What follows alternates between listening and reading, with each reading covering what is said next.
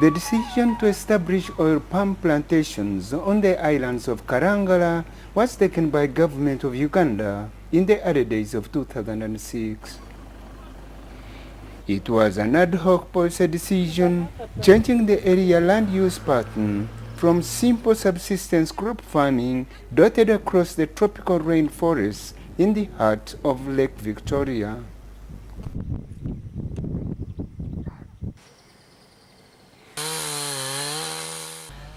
This change in land use saw massive bulldozing of the former tropical forest vegetation in the area to pave way for vast oil palm plantations introduced by the Malaysian-based capitalist Wilma and her Ugandan counterpart Bidco. And like any other capitalist whose mission is to exploit all the opportunities to maximize their profit, Bidco began with the mission of buying off private forest land owners at very low cost so as to acquire cheap land for their massive oil plantations. The long journey of oil palm growing began here. To many locals here, it was a long, painful journey. Memories of this mission are still fresh in their minds. Gerasom Kakoza is 52 years old. He has been living on this island since his early childhood days. Gerasom painfully recalls the price at which the local landowners were enticed to sell off their land. He and his fellow village mates have now been forced to relocate to Chagalanyi fish landing site in Mulabana sub-county, Kalangala district.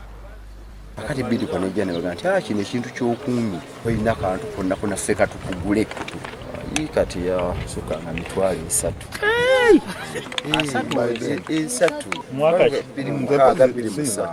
Kakoza also attributes the low cost to the saturating threats and intimidation.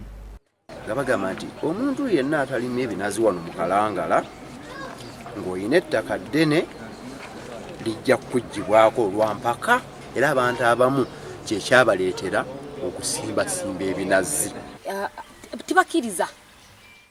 Sauda Chendi and her family had never overcome the pain they went through. The trying moments of their life when they lost the only asset that could sustain their means of survival. She now laments their children can no longer go to school. Agamba tibamuwa ssente ye yalaba jaguleda nga bisenderako ennyumba matooke yali alinawo muwogo kubanga eyo muwogo yali atunda ng'ajjamu ssente z'abaana kusomeka akati abaana bwe babisenda n'abalala baataata n'abalala baana baffe tebasoma.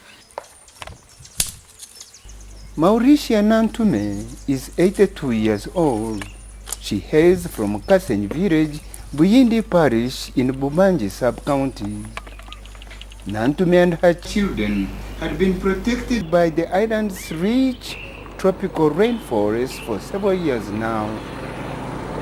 She now says the strong winds from the lake can no longer be trapped by the oil palm trees. Ekibira kyaffe kiri enkola enkadde yaffe ey'abedda yali etusobola kubanga n'ebyobuwangwa byonna byalimu byonna baabirima kati empewo bwejja eyitamu bulisi tolaba ennyanja ebeeramu jjajja mukasa yoza ojuwulira kati jjajja mukasa takyalina waawummulira ekibira eddungu lino nga booliraba twali tulina emisambwa nga tulina jjajja ddungu atukuuma kati naye yadduka n'ebyennyanja tebikyalimu. But despite all these cries, the government of Uganda and Bidco are expanding their venture further to some newfound lands in Buvuma. This time, civil society organizations like NAPE are taking no chances. They have invited Buvuma district leaders to learn from the experience of their fellow islanders. Is there 200 meters from the lake? The idea is to guide the leaders not to repeat the mistakes of the past musome endagaano nga temunaako okuyingira mu kintu mulebe kyegamba ebafe balinga ojja kukkiriza olwokwatibwa kukyamukkiriza singa ddala abantu munaabasomesa obulungi ennima y'ebinazi ne mukodowalira bafa zone ebitundu ebiriraanye ennyanja obutabikkiriza obutatema nguudo ezo zibatema ne zikukkira ddala ku mazzi ettaka bwe liika liyiwa mu nnyanja emiti bwe ginaatemebwa egyo nti bagenda kusimba binazi olwo oluzi lukaze ika 13 n'ekitundu baatula ku mmeeza nga baliwo babiri Land Road ne District Agriculture Officer nga bagamba bakuwa emitwalo 25 basooka kungamba 15 ne mbabuuza emitwalo 15 ika 13 n'ekitundu ngenda zikolamu ki bw'oba otwala ng'otwala oba togenda kutwala oba toyagala kola ki bireke ogenda okukkakkana nga ngamba tukuwa emitwalo 25 mu ika 13 n'ekitundu. This familiarization visit is a two-pronged approach: community experience sharing and fact-finding mission backed by a comprehensive study. Embeeyi gye basasula abalima ebinazi ebatiza. Like here, men and women of Kasenyi community are eager to respond to the research questionnaire. Ekibira kino kireetedde okulongoosa empewo n'ebeera nga nnyonjo. Okkiriziganya nakyo tokkiriziganya nakyo nnyo. Kinali sabira beebuvuma basooke bayinda okuwaayo ettaka lyabwe kikiba kibereberye abasazeewo okuluma nga asazeewo okulima ebinazi bino waakiri waba alina yiikaze 5 nze ekinene nnyo yali bada ataka kuyiika egyo emu badugamba yiika emu gyabidde bulungi esobola okukulabirira. The women also feel massive application of chemicals like pesticides and fertilizers could be a major factor for dwindling fish catch in the lake. Ebijimusa biteeka ku gundaawo kakata amazzi awo enkuba bw'eba ettonya gakulukuta ne gagenda mu nnyanja. Ebyennyanja situkyalina kyennyanja kyabula era tusigadde kulya budoodo n'obudoodo situkyabula. The tropical forest belt, which is used to feed and protect Lake Victoria, has been broken up and reduced to small patches, speeding up water runoff and silting. Chemicals eziri mu binazi zirabika zaakosa ennyanja eno naye lwakuba nti bannaffe abakimu tebakkiriza kwogera ku nsonga eyo era n'ekirala nti n'okusaawa ennyanja bwe bali basaawa ebibira babisaawa bubi kubanga gundi za nnema tebazirekaayo olaba awamu nga basaayira ddala paka ku mazzi.